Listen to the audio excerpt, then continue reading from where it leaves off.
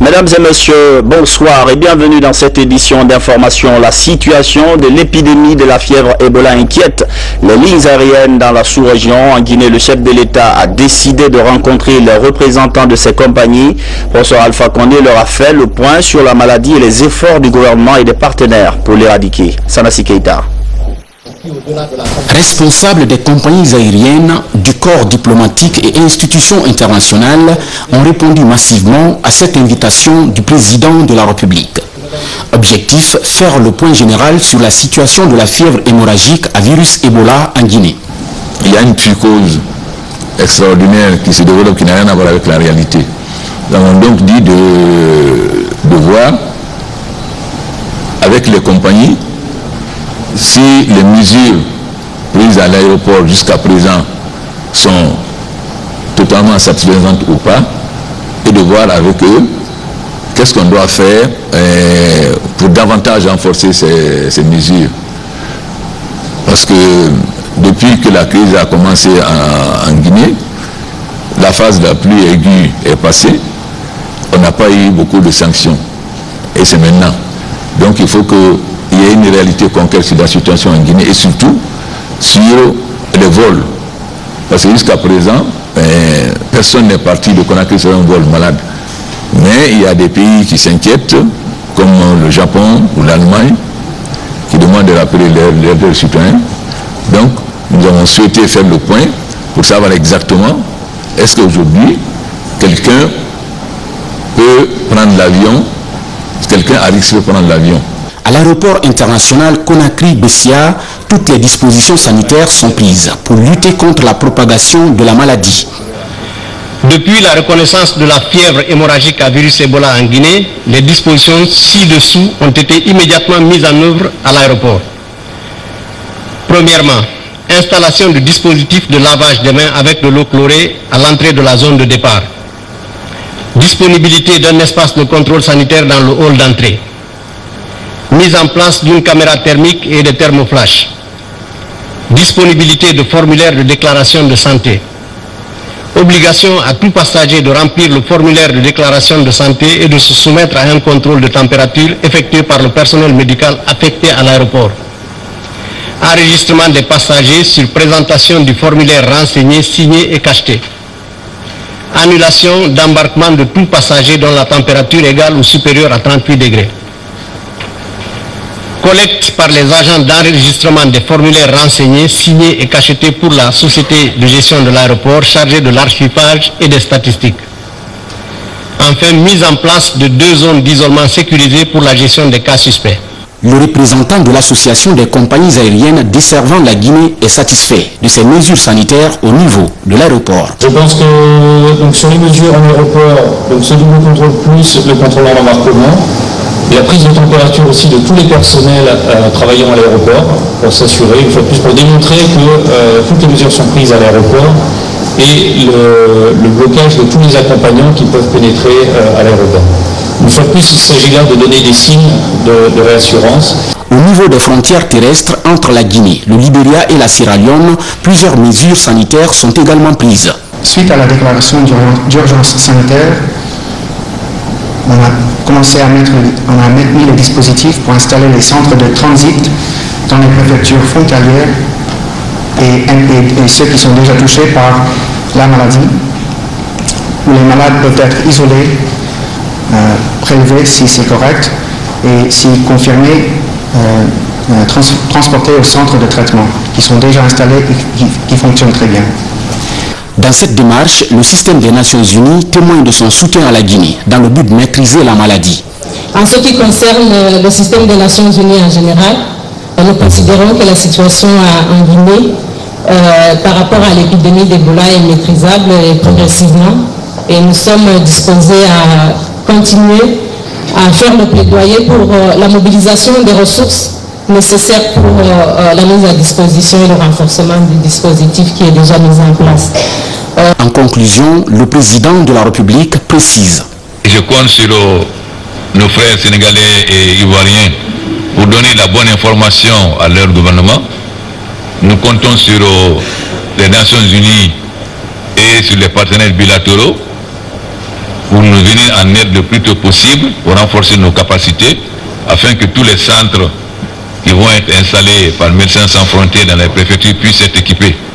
J'espère que chacun fera l'effort qu'il faut pour cela. Toutes ces mesures sanitaires prises le long des frontières guinéennes et surtout à l'aéroport international Conakry-Bessia témoignent de la volonté des autorités à lutter efficacement contre la fièvre hémorragique à virus Ebola. Toute chose qui devrait davantage encourager les compagnies aériennes à continuer à desservir la Guinée. Une vigilance aux frontières terrestres également. Je rappelle que le Libéria voisin est sous couvre-feu depuis ce soir. La lutte contre Ebola va être une des priorités de la 24e mission médicale chinoise. Elle vient de prendre la place de la mission précédente au sein de l'hôpital sino-guinéen. Une expérience en plus pour vaincre l'épidémie. Hadia Toubari. Composée de 16 personnes, la 23e mission médicale chinoise qui reçoit des satisfecits de la direction générale de l'hôpital chino-guinéen prend sa retraite en Guinée. Venue pour un mandat de 2 ans d'exercice médical dans cet hôpital chino-guinéen de Kipé, elle cède sa place à la 24e mission médicale chinoise. Dans l'exercice de sa mission, qui est celui d'améliorer les soins de santé publique, figure la première enquête sur les risques cardiovasculaires. Le 12 août dernier, nous avons terminé avec succès l'enquête sur les risques cardiovasculaires avec un échantillon de 1000 personnes dans 2 grands quartiers de Conakry. Cette activité encore fait écho dans la ville, car elle reste jusqu'à présent la première du genre en Guinée. Quand nous sommes arrivés ici, les premiers 4 mois, nous savons qu'à l'hôpital de Kipé, il n'y a que 4 opérations. C'est lancé ici. Mais pendant les 2 ans ici, les opérations de l'hôpital de l'amitié sino-guinéenne ont déjà dépassé 400 cas. La 24e mission médicale chinoise qui prend fonction a dans son plan d'action la lutte contre Ebola, une maladie qui a tué 6 médecins dans cet hôpital. Parmi cette nouvelle équipe, 3 médecins spécialistes dans la gestion des épidémies. Nous avons aussi d'autres missions ici, c'est par rapport à Ebola. Dans notre équipe, il y a 3 experts envoyés spécialement par le Centre de contrôle et la prévention des maladies. Pour eux, leur mission ici, c'est de trouver des préventions. Avec un personnel médical métissé et des équipements modernes, les responsables de l'hôpital chino-guinéen entendent satisfaire les besoins de santé publique. Dans l'actualité nationale également, le président de l'Assemblée nationale, l'honorable Claude Kory Kondiano, plaide pour l'autonomie financière du Parlement africain. Une plaidoirie faite à la faveur de la 6e conférence annuelle des présidents d'Assemblée et de Sénat d'Afrique. La rencontre vient de prendre fin en Afrique du Sud. Compte rendu, François Lamar. Le président de l'Assemblée nationale qui a regagné Conakry qualifie de globalement positif les résultats auxquels la conférence des présidents d'Assemblée nationale et de Sénat d'Afrique a abouti. Claude Kory Kondiano, aux côtés de cette paix en Afrique du Sud, a défendu la position de son institution par rapport au sujet brûlant de l'heure, largement évoqué la paix et la sécurité en Afrique, le niveau de ratification des instruments juridiques de l'Union africaine, la problématique de l'autonomie financière et de gestion de l'Union africaine, du désenclavement de l'Afrique, mais aussi la vision de l'Union africaine pour les 50 années à venir. Le Parlement panafricain qui a maintenant le droit de légiférer, nous sommes intervenus pour leur dire que en fait c'est des pouvoirs complets que ce nouveau Parlement va avoir à exercer. Nous avons suggéré qu'on le dote d'un budget autonome, qu'on fasse de l'institution une institution autonome par rapport à l'Union africaine. Nous avons dit que avec ce pouvoir-là, si le Parlement n'est pas autonome, il lui sera très difficile d'être efficace. Pensez à une taxe qui va être prélevée sur chacun des États membres pour alimenter ce budget. Ensuite, par rapport à la ratification des conventions adoptées par l'Union africaine, nous avons demandé de nous communiquer un état récapitulatif par pays pour que nous, au niveau de la Guinée, quand on va situer le nombre d'actes qui n'ont pas été encore ratifiés, que nous intervenions au niveau de l'exécutif pour que ces actes soient ratifiés le plus rapidement possible. En marge des travaux de cette rencontre au sommet, le président de l'Assemblée nationale a eu plusieurs entretiens séparés pour parler du renforcement de la coopération interparlementaire avec les pays voisins. Philippe Van Damme aura visiblement marqué les esprits en Guinée. L'ancien chef de mission de l'Union européenne dans notre pays était impliqué dans la réussite des législatives passées. C'est pour ce rôle, entre autres, que la CENI rend hommage à un de ses partenaires. Philippe Van Damme s'en va donc au Zimbabwe avec toute la gratitude de la CENI. Seydou Diallo.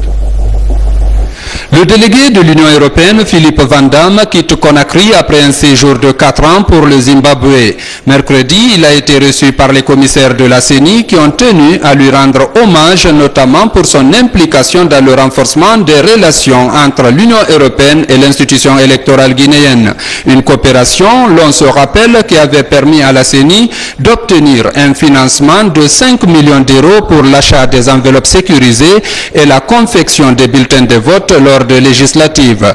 Philippe Van Damme, très touché par cette reconnaissance à l'endroit de son institution, n'a pas manqué d'exhorter la CENI à davantage de qualifications pour la réussite des futures élections. Nous avons connu passé pas mal de temps ensemble ces dernières années. La CENI est une institution républicaine très importante qui a un rôle très important, une contribution très importante à avoir dans le processus de consolidation de la démocratie. Je pense que le plus important que j'essaie de passer à la fin de mon mandat, c'est que la démocratie, c'est un long chemin. Il y a beaucoup d'étapes sur ce chemin-là. C'est d'ailleurs un chemin qui ne se termine jamais, ni ici ni ailleurs. La démocratie se travaille tous les jours. Mais sur ce chemin, il y a des étapes importantes. Et il y a une étape très importante en 2015. Et il est important que l'ensemble des responsables de ce pays-ci soient conscients de l'importance de cette étape dans la consolidation de la démocratie, et que chacun comprenne bien son rôle, qui, je pense, va viser à organiser ces élections dans une démarche inclusive qui contribue à l'apaisement politique général, condition indispensable pour le développement durable de ce pays. Plaidoyer du président de l'Assemblée nationale que vous avez suivi tout à l'heure et départ, fin de mission pour Philippe Van Damme. L'actualité nationale est riche. Alors, où on en est dans les enquêtes autour du drame de Rogbané? 6 personnes sont actuellement détenues. Elles doivent être entendues pour homicide involontaire, coups et blessures, mais aussi complicité. Les magistrats chargés du dossier inculpent également les organisateurs du spectacle. On fait le point avec Kerno Younoussaba. Une importante étape est franchie dans le dossier drame de Rogbané. Le parquet de Dixine a reçu les procès-verbaux d'enquête préliminaire dressés par les officiers de police judiciaire. À ce stade du dossier, 6 personnes sont déférées, dont Malik Kébé de l'agence guinéenne de spectacle, Abdoulaye Mbaye, responsable de la structure Merle Prod, le chef de quartier de Taouya et autres, alors que les auditions des inculpés dans cette affaire se poursuivent devant les magistrats instructeurs. Le parquet a aussitôt ouvert une information par la saisine d'un pool de magistrats instructeurs à l'effet d'instruire sur les faits d'homicide involontaire, cause de blessures involontaires, abstention délictueuse et complicité. Il est établi que le rapport du médecin a conclu, s'agissant du décès survenu, que 31 personnes seraient mortes à la suite d'asphyxie, 2 des suites de traumatisme et un cas de viol. Le parquet de première instance de Dixit s'est aussi prononcé sur la noyade de Lambangui survenue le 1er janvier dernier. Dans ce drame, 6 jeunes avaient perdu la vie. Le procureur de la République a requis le juge d'instruction du 6e cabinet du tribunal de première instance de Dixit à l'effet de diligenter une information judiciaire contre les nommés Mademoiselle Messou Koïta, administratrice de Fabara Agency, Mamadouba Souma alias Dida, Mamadouba Bangoura, Fassine Kamara alias Fauzi, tous membres de l'ONG Jeunesse et Environnement Adja. Poursuivi au terme du réquisitoire de M. le procureur de la République pour homicide involontaire. Tout Toutes ces personnes citées sont inculpées par le magistrat instructeur. Il doit entendre les différentes parties civiles et témoins des faits en vue de clôturer l'information dans ce dossier les jours à venir. Voilà 2 jours qu'on vous montre des images des préparatifs infrastructurels du 2 octobre 2014. Aujourd'hui, on va concentrer nos constats sur Mamou, la ville carrefour qui va accueillir les festivités. Les chantiers avancent, beaucoup seront livrés à temps. Voilà ce que rapporte une délégation gouvernementale récemment en visite dans la région. Boubakarba. À Mamou, ville carrefour, ce sont 14 actions de taille qui ont été inscrites par le gouvernement pour célébrer l'anniversaire de l'indépendance du pays. Des actions d'une enveloppe financière de 184 milliards 400 millions de francs guinéens, auxquels il faut ajouter le bitumage de la voirie urbaine et la construction d'une gare routière moderne à la sortie de la ville vers Dalaba. Contrairement à Pita et Dalaba, où le tableau est sombre, à Mamou, l'espoir est permis. Toutes les actions prioritaires classées au premier lot avancent à la satisfaction du gouvernement. Qu'il s'agisse de la tribune officielle, de la maison des jeunes, du siège du gouvernorat, passant par la mairie et le logement des cadres réalisé par la Sogefel et Nafadjama, le taux de réalisation a atteint les 65% et ces entreprises travaillent jour et nuit. D'autres chantiers comme la résidence du préfet, la direction régionale de la sécurité, le commissariat central et le centre d'accueil régional, ce grand complexe réparti en 3 lots avec 3 sociétés avance comme prévu. Dans ce complexe régional, il est prévu en plus du centre d'accueil 2 blocs de 24 chambres, dont un bloc de R+1, des logements pour les cadres et pour la direction régionale de la police. Les travaux sont exécutés par les sociétés ECR Famari, Assandra et Sogefel avec un taux de réalisation de 55%. Ensuite, suivront le complexe scolaire, lycée et collège, la résidence du gouverneur, la gendarmerie et le marché dont les travaux ont atteint les 40%. Parlant du marché où l'adhésion des femmes à la politique du gouvernement ne fait pas de doute, la mission a décidé qu'à moyen terme, que les 3 villas de l'État contiguës au site soient démolies pour en faire le marché central de la région. S'agissant du complexe scolaire, une seule direction était prévue pour le lycée et le collège. La mission gouvernementale, sur la demande des autorités régionales de l'éducation, a donné l'accord pour la construction d'une nouvelle direction pour le collège. Nous sommes à 65%, n'est-ce pas, et avec l'aménagement, n'est-ce pas, de la cour.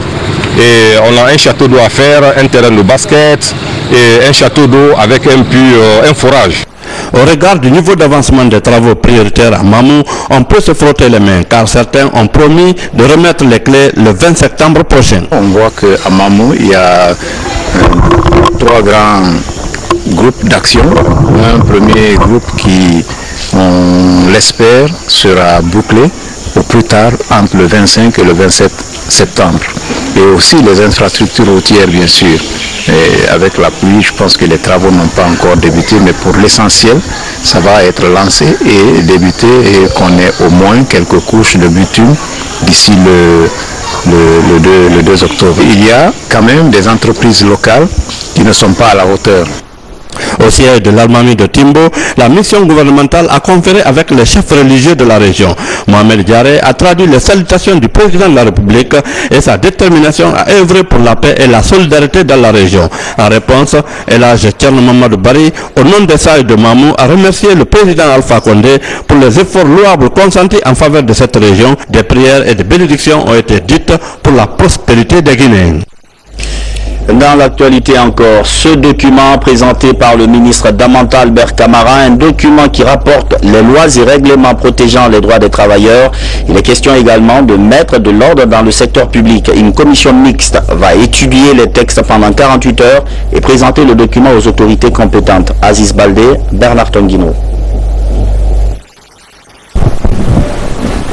Protéger le droit des travailleurs guinéens et maintenir de l'ordre dans le secteur public, tels sont entre autres les principaux défis que cherche à relever le département de l'enseignement technique et de la formation professionnelle. Devant des syndicats et représentants du gouvernement, Damanta Albert Camara a présenté un document dans lequel l'emploi des jeunes est une priorité. Depuis très longtemps, avec des dispositions qui ne correspondent plus à l'évolution législative au niveau international mais également national, qui ne correspondent plus également aux enjeux du développement de la Guinée, aux projets qui sont mis en place, au contexte sociopolitique, et donc il était important de les revoir, de les adapter à la réalité réalité présente. Et donc, comme la loi le prévoit, nous avons convoqué toutes les organisations patronales qui sont en train de travailler et qui vont éplucher, analyser les textes qu'on a soumis à leur appréciation afin de donner un avis. Autre enjeu de la rencontre, c'est la promotion de l'emploi des jeunes. Cette commission consultative doit valider le texte et le présenter aux autorités. Les gens ne savent pas qu'on a fait une révision profonde du Code du travail. Il faut informer. Il faut qu'on voie quelles ont été les idées novatrices de ce Code du travail.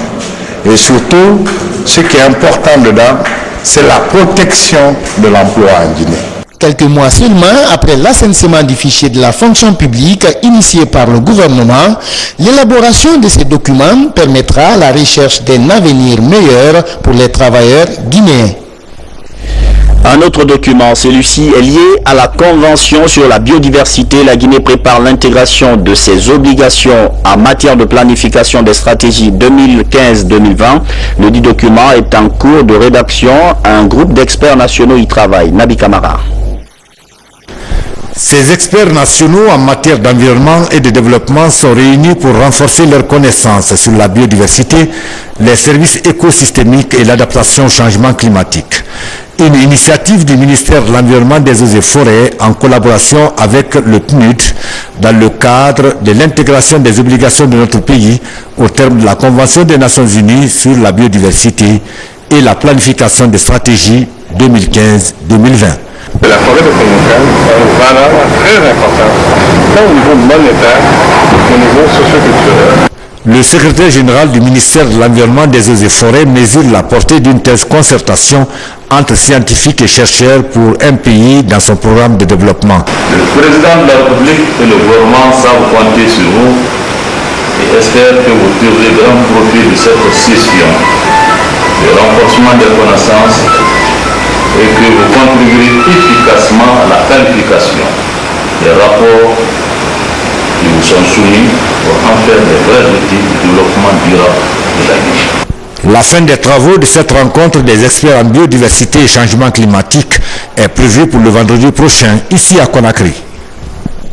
La problématique de l'eau potable à Conakry, il y a une grande amélioration. Les citoyennes de Bessia Cité 3 peuvent se frotter les mains.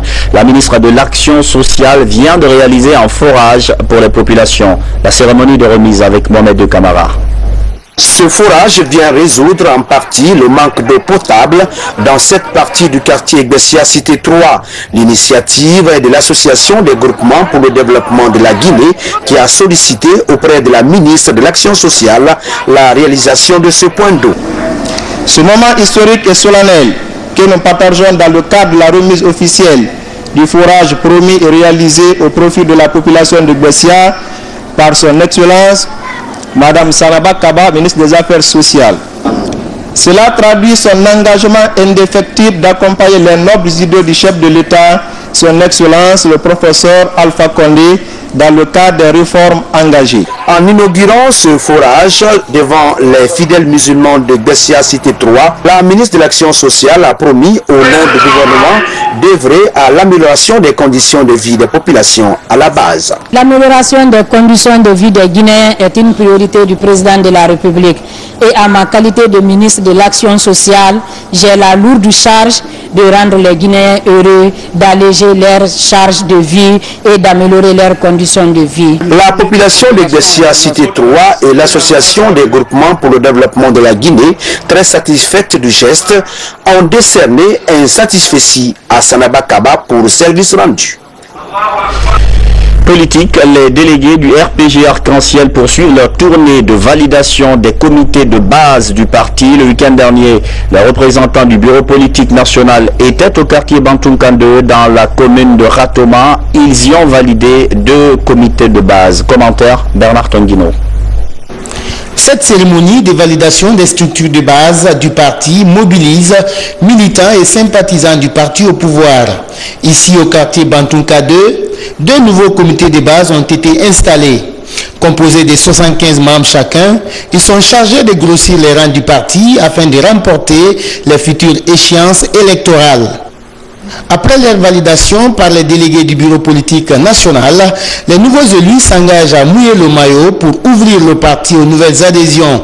Pour ce faire, les responsables des comités de base mis en place sollicitent l'appui matériel de la direction nationale du parti.